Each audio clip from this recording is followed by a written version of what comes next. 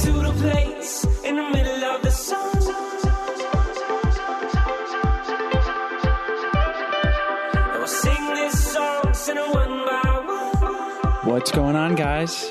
Hey, thanks so much for joining in to today's show where we interviewed Sabrina Cronin. And Sabrina is a family law attorney and founder and managing partner of the Cronin Law Firm. She's been running her own full-service law firm for the last decade and is now expanding her work into the realm of family coaching. And her work aims to provide families navigating the waters of separation, divorce, and co-parenting with a roadmap that they likely would not have otherwise.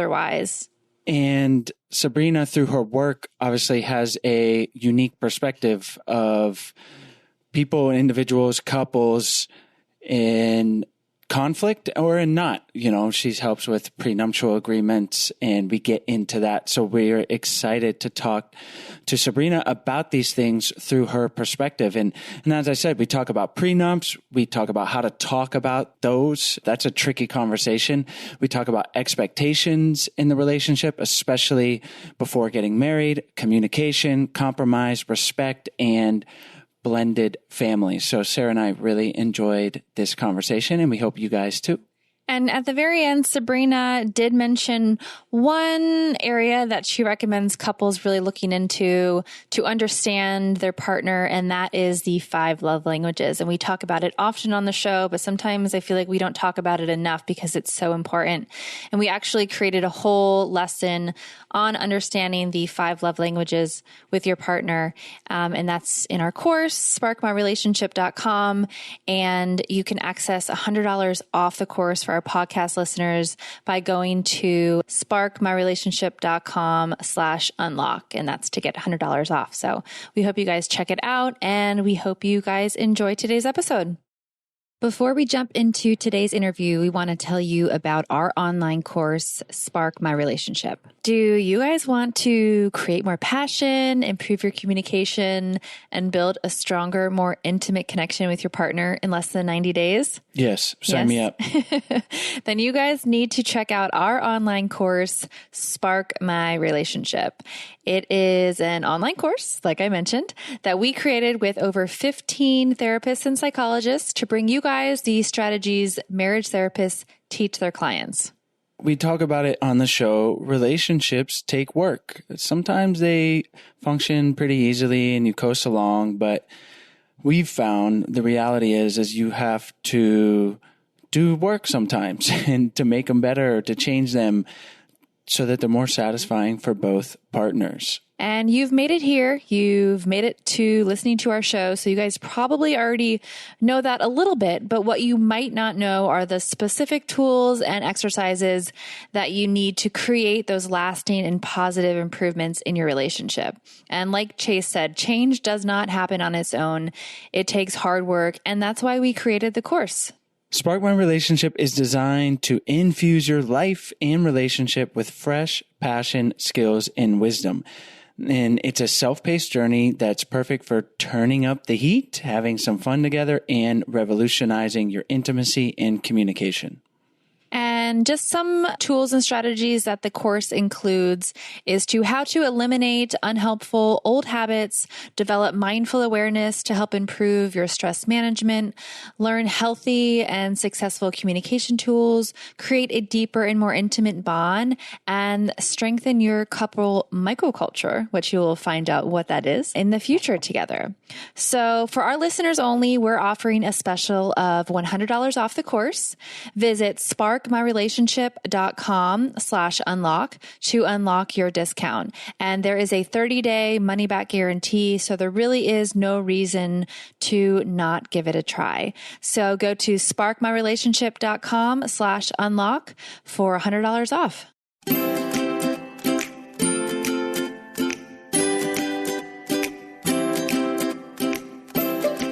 Hi, Sabrina. Thank you so much for joining us on the show today. Thanks so much for having me. I really appreciate it.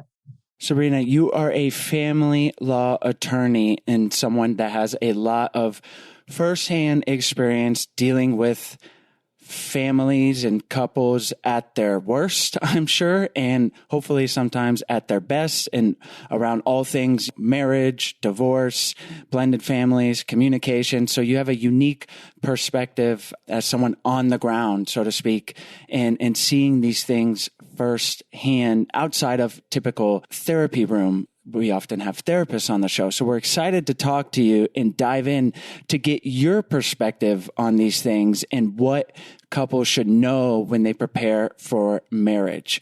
So let's start with having you tell us and our listeners what you think is maybe one of the more important things or frameworks to think about as a couple is preparing to get married, or even thinking about popping the question maybe.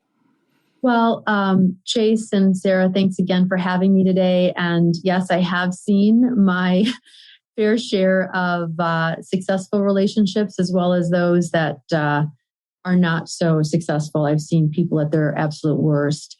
And in my experience as an attorney dealing with a lot of different types of couples and people, whether it's, newlyweds or long-term relationships, whether it's blended families or, same-sex marriages, it's all the same in that it's very important that both people have similar expectations.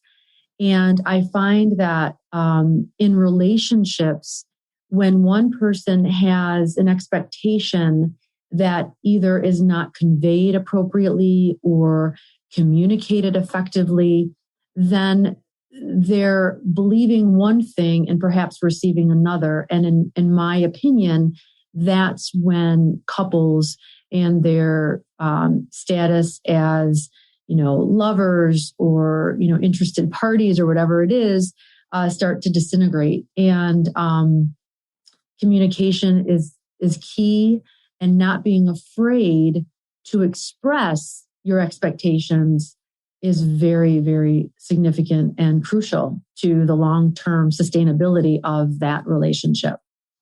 When we're most disappointed is when our expectations are not met. So, of course, if we have a certain expectation for how the marriage is going to look and it's not going that way, we can have conflict. But it's like, how do you expect your partner to know if you haven't shared it with them? So can you give some maybe real life examples that you've seen, or ways that people can think about just understanding what their expectations are, if they're even realistic, and then sharing them with their partner? Sure. Well, it's interesting because when people are in love, really at the early stage of the relationship, all the butterflies and the feelings of, just that complete euphoria. Some people say that that's not necessary to have that feeling.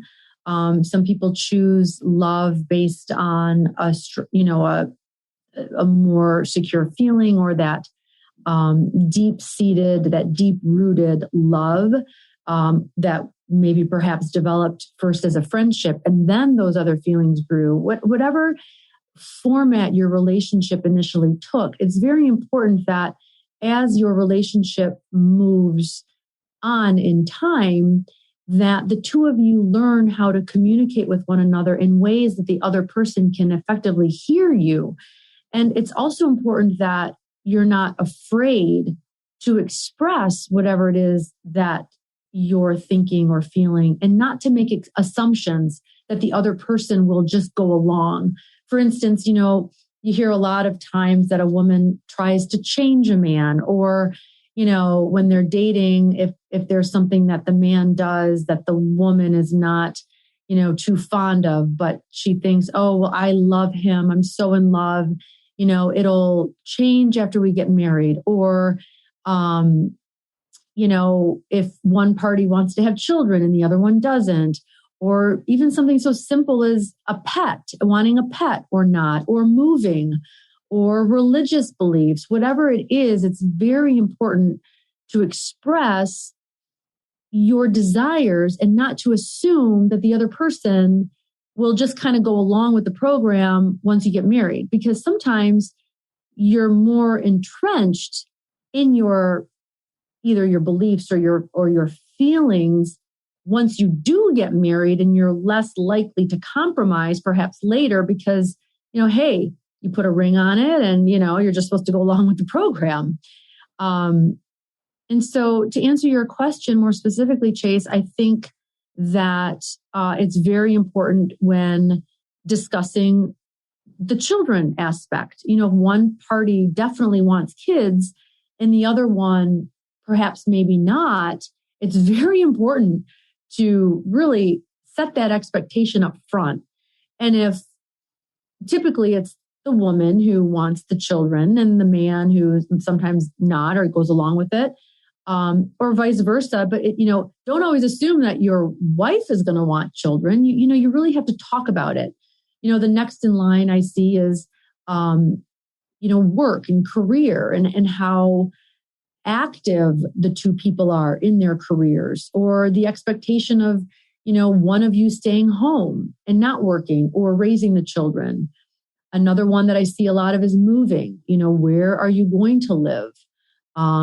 Is it fair to expect the other party to leave his or her family, where they were raised, to move for work?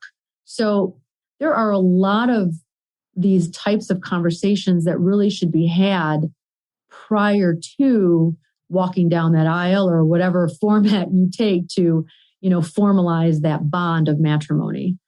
Do you have a framework that you recommend to your clients on how to begin these conversations and what questions to ask? Sarah, I don't have a framework. It really depends on the actual person and the couple and where they're coming from in terms of the level of intimacy that they have with their partner. You'd be surprised. I see couples who say that they're not that, intimate in terms of their emotional maturity with the other person.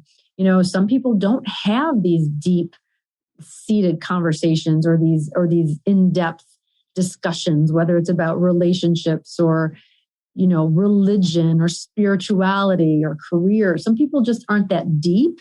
And sometimes it scares people to peel off those layers and to talk about things. So when people come to me asking me for advice, I kind of take them from where they are, and then we go from there. But it starts with, first of all, getting clarity on not only who you are, but what you need and what you want in your life. Because sometimes the needs and wants don't always mesh. And oftentimes people don't see themselves the way perhaps they're seen by their significant other. So it takes a lot of introspection in a way, and helping to work through their emotional maturity in a way. People have to be open to this type of discussion. If they're not open, it just won't work. And if they're not open, then they need to express that to their significant other as well. And both people kind of have to be on the same page. You meet someone at the same level of emotional maturity you are at. And oftentimes in marriage, one person outgrows the other. And that's why we see a lot of divorces, because people nowadays are not invested to work through things together. And so they grow apart. And it all goes back to being able to communicate what you expect your couple to do with you throughout that marriage. It's such a basic thing, but it's hard to do. And just to understand, where am I at? What are my expectations for myself and for my partner? And just objectively, and then measuring those and saying, well, are they realistic? And then sharing them with your partner. And like you said, a lot of people maybe don't even look at their own expectations, let alone share them. So if you're listening and you're scared to do it, or you don't know where to start, would you give that person any kind of advice, or maybe from the experiences that you've had with people divorcing, what happens when they're not sharing? Yeah, absolutely, Chase. It's important for that person to just kind of sit with him or herself and say, okay, first of all, do I love this person? And then do I like this person?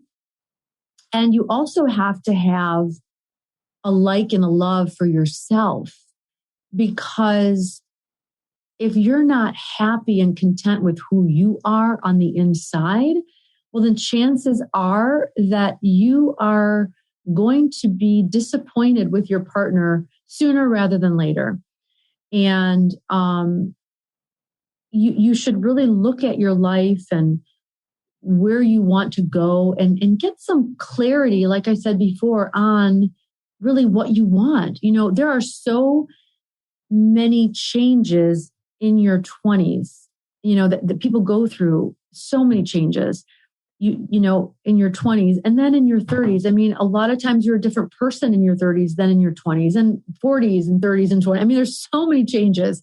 And that's why we see, second and third and fourth marriages these days, because people aren't necessarily invested equally.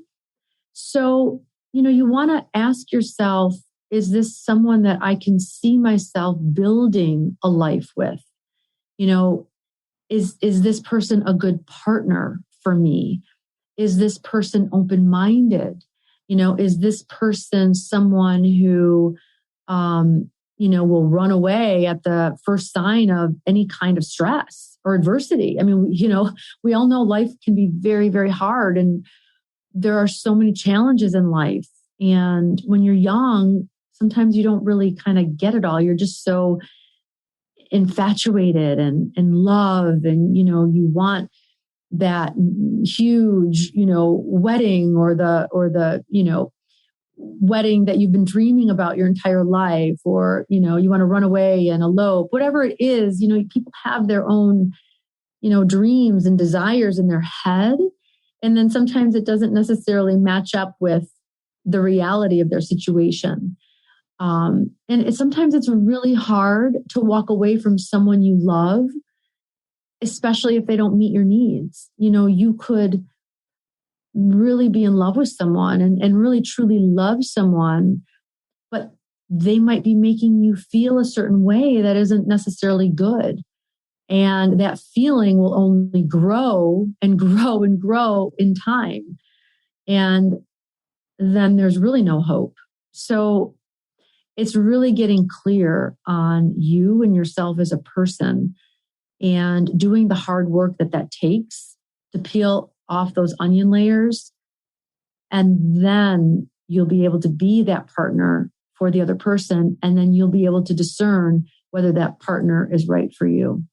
So let's talk a little bit of logistics and legal matters. If someone is asking themselves all these questions, getting clear on their expectations, what they want, feeling good about that, and they're wanting to get married, either partner, and they're thinking about marriage, when should they start thinking about a prenuptial agreement? And can you talk a little bit about what those are and what they look like?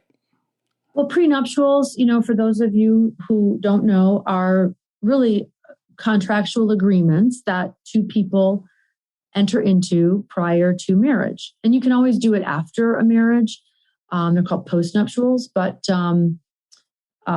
they're typically not done as frequently. They're often done, prior to a separation or divorce. But a prenuptial agreement is something that usually one party wants over the other. And it's usually the party that has the majority of the assets or has the potential of making a lot more money, whether it's from a business or an inheritance or, something, like a patent or a trademark that perhaps isn't, fully developed yet. But it's definitely a bone of contention in many relationships that I see. And usually it's a deal breaker. It doesn't have to be. And, I find that, again, people have to just be open to hearing the other person's perspective because, it's like anything else in life. We have to be able to put ourselves in the other person's shoes to really be empathetic, to understanding why and, why they want something or for what reason.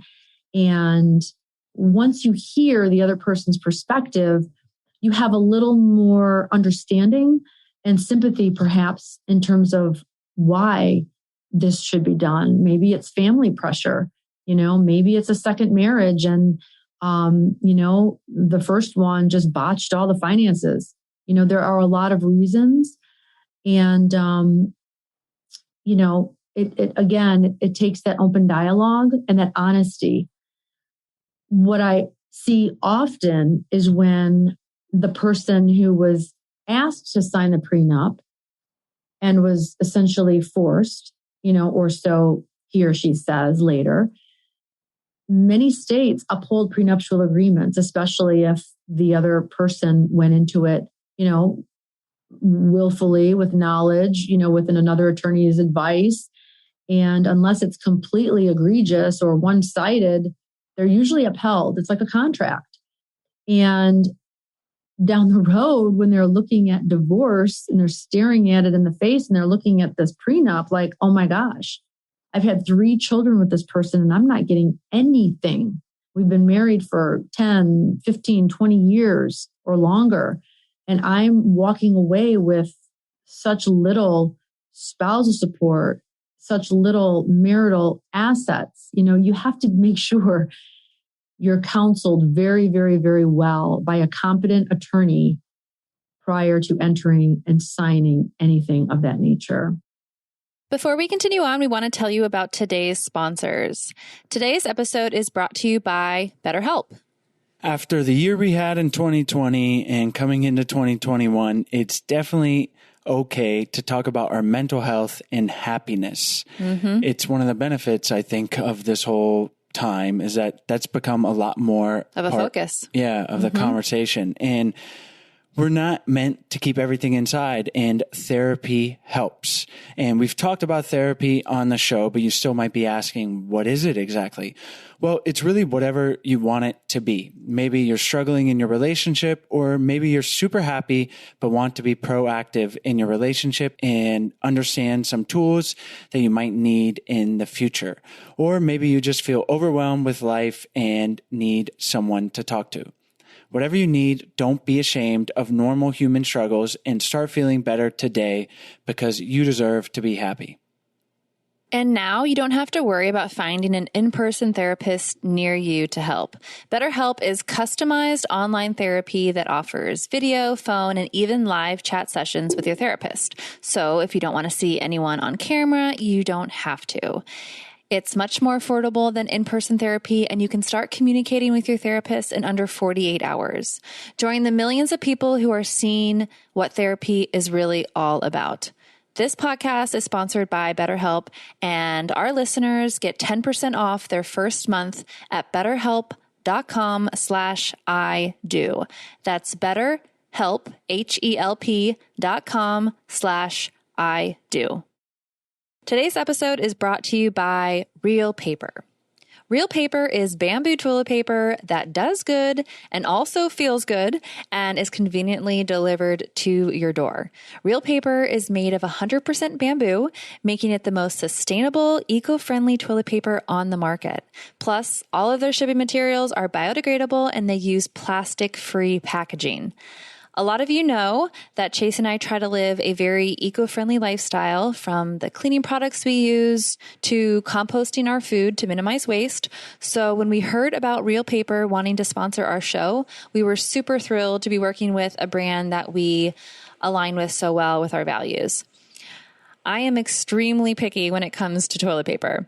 When I'm in Costa Rica, I will actually drive 5 hours to San Jose to get a specific brand of toilet paper. So when I heard about Real Paper and then actually felt how soft it was, I was so excited that I found a new brand that meets my standards and is also made sustainably.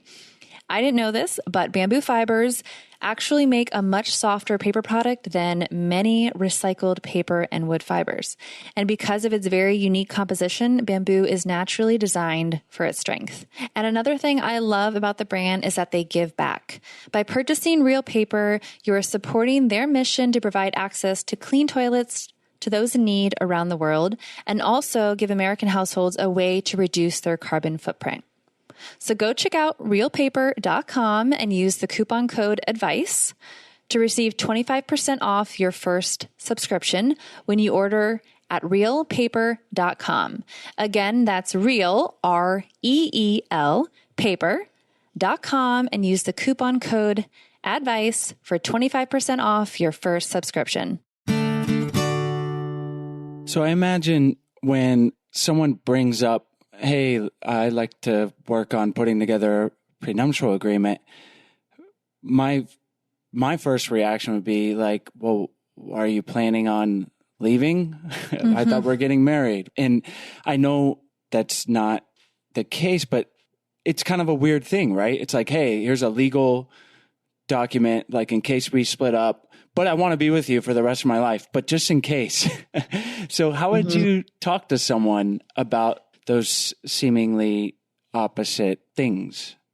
Yeah, Chase and Sarah, that's a tough one because so many people come to me with that exact question. You know, this is supposed to be for better, for worse, you know, till death do us part. And here I'm getting presented this prenup and he's supposed to love me. Or she's supposed to love me. You know, now we actually see a lot more women coming to the table with more of the financial stability, and whether it's family money or, you know, her own income or just, you know, a lot of hard work, with the assets they bring to the table, and they ask the spouse, you know, to sign a prenup. And it's challenging because from a legal perspective, you know, we often, in business, let's just say, you know, when you come together as partners in a business, you have a partnership agreement. You set forth the expectations right off the bat, whether it's an LLC entity or a corporation or an S corporation. You have bylaws, you have, you know, articles, you have, you know, the operating agreements and the materials to guide the members or the, you know, board of directors or whatever it is in that corporation throughout the life of that entity. So I often explain it to people in this predicament that, you know, this is a very clear way of setting forth expectations in a marriage. And if the prenup sets forth, you know, okay, that if we buy this together, then it's considered marital property. But if I buy this with my own hard-earned money, then it's mine, even after the marriage or throughout the divorce. If we have one child or two children or three, this is what I'm entitled to if we split. If, you know, one spouse is caught cheating, then it's X amount added onto it. I mean, I've seen and I've written very clearly set forth parameters, if you will, in terms of how that marriage is going to be looking. And if a divorce will be impending, then these are the rules that will be followed, you know, throughout the divorce if A, B, and C occur. It can be pretty powerful. It can also be pretty, you know, stymieing. And, you know, the last thing we want is to create that void or that, you know, schism or whatever it is in the couple. But oftentimes I find that it helps couples come together better because expectations, once again, are clearly set forth. The problem that I see is when, and typically it's the woman because she's the one typically that comes to the table with less financial backing, if you will. It's the woman who is more starry-eyed and more romanticizing of their relationship and thinks, oh my gosh, I'm just going to sign it. There's no way we'll ever get divorced. He loves me so much and I love him so much and we're just going to always be together. Well, that's when trouble starts brewing, because it's not a realistic or pragmatic approach really to any kind of relationship, whether you have a prenup or not. So it's really getting real. It's really getting in the nitty gritty, and it's really getting in the weeds. And sometimes that helps couples sort through things. I recently, right before the holidays, handled a very high profile prenuptial agreement, and the two parties were not even communicating about it. And I thought that was very odd, because, I mean, it's one thing to leave it to the attorneys to discuss, which they did, but I saw some red flags, and I hope I'm not right. But when they can't even discuss between themselves the issues that they're digging their heels in with their own lawyers, and of course the lawyer is blaming, the client, and then the client is blaming the lawyer. I mean, that's never good. So it's important, very, very important, to be as honest and open as possible when communicating. When you're having those conversations with your clients and you're planning the prenups, can you talk a little bit about respecting the other person and compromising so that it's less intense or less making the other person feel like they are not valued? Sarah, that's compromise is the number one. In addition to effective communication, I would say compromise is among the top 2 or 3 qualities or characteristics that you really need to do and uphold and follow.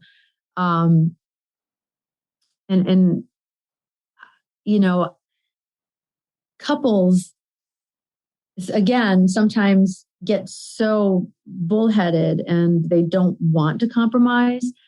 But if your spouse to be is asking you to sign a prenup and you really, really don't, and it goes against every fiber of your being, and whether it's religiously or moralistically or on whatever tenet that you believe, this is not something that you ever would want to do, it goes against everything you stand for and believe in, then you really need to express that to your spouse. And then you need to set forth clearly why.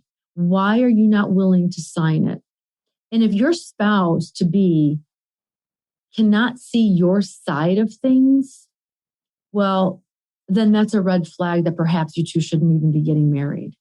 Because if one party feels so strongly about something,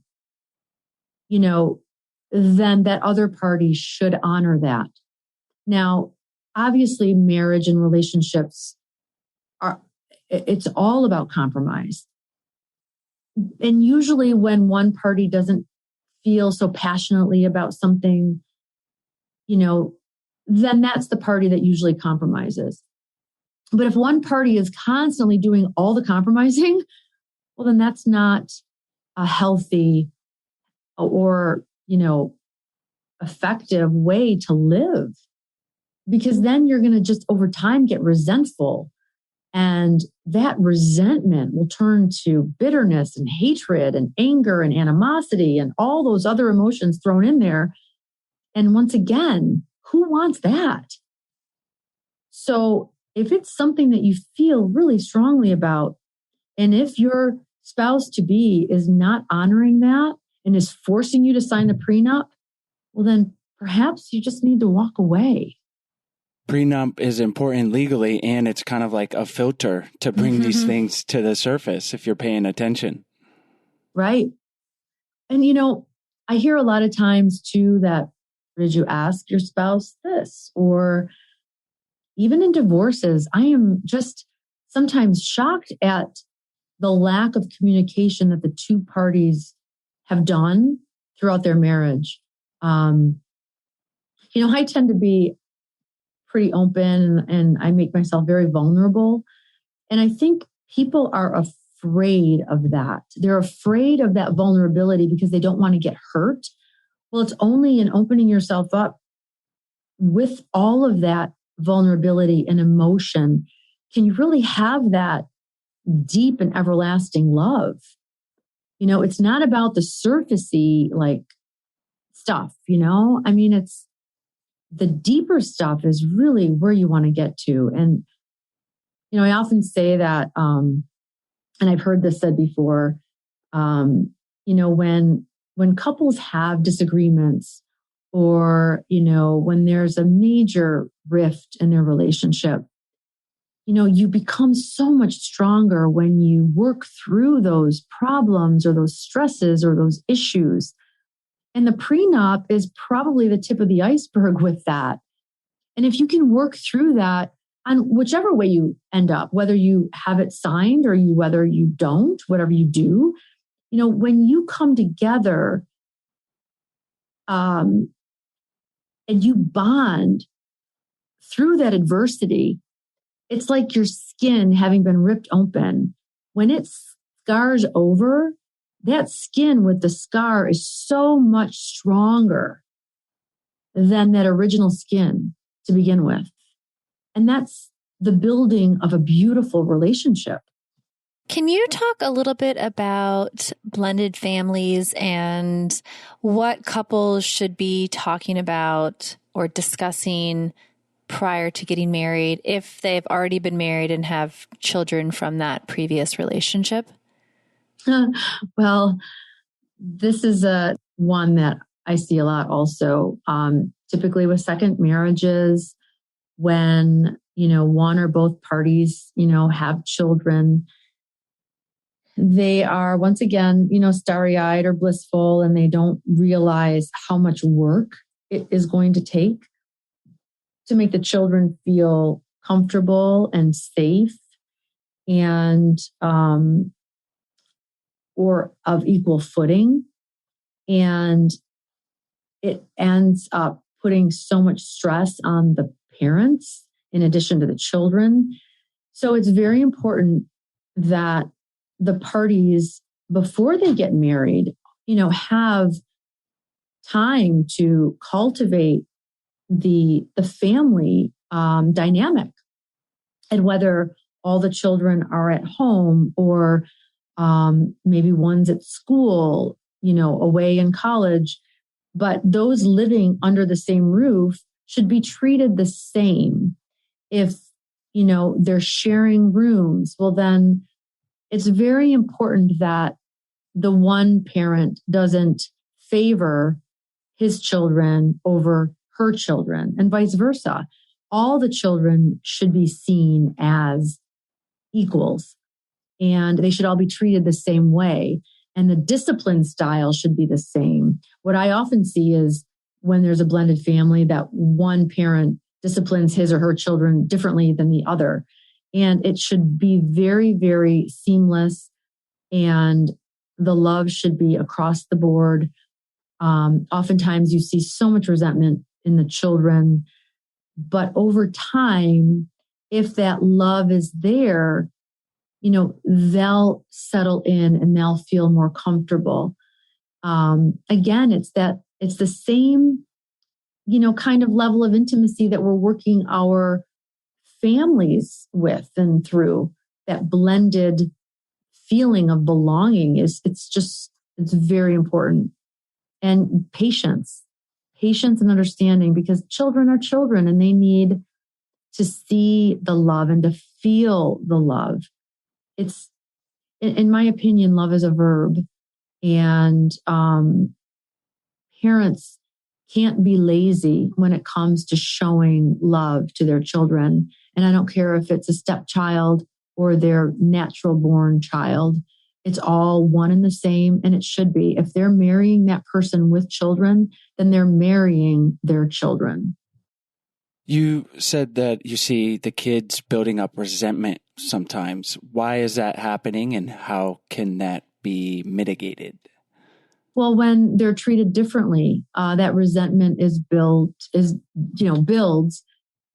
when that child feels that he or she is getting treated differently from the other child or children, or they're showing favoritism. I see it a lot too with perhaps extracurricular activities or school. Let's just say one child goes to one school and the other goes to another. It's very important that whatever dynamic is involved, whether it's, the private school or the public school or whatever, that the children are a part of those discussions, that you have family discussions, age appropriately, of course, in terms of, again, here I go with expectations, communicating, this is going to be our new family. And I know this will be difficult in the beginning. But, we are all trying to get along and be one. And I want you to express to me what it is that you're feeling, how you feel.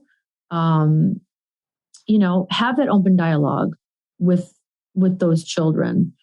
And even one-on-one time, I always recommend that one-on-one time between the parents and the children. And it doesn't necessarily have to be with your own child. It should be with the stepchild.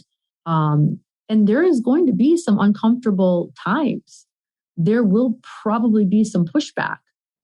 And I also see a lot where one parent who has children may have been alone for a long time with those children. So those children are used to having that parent all to themselves.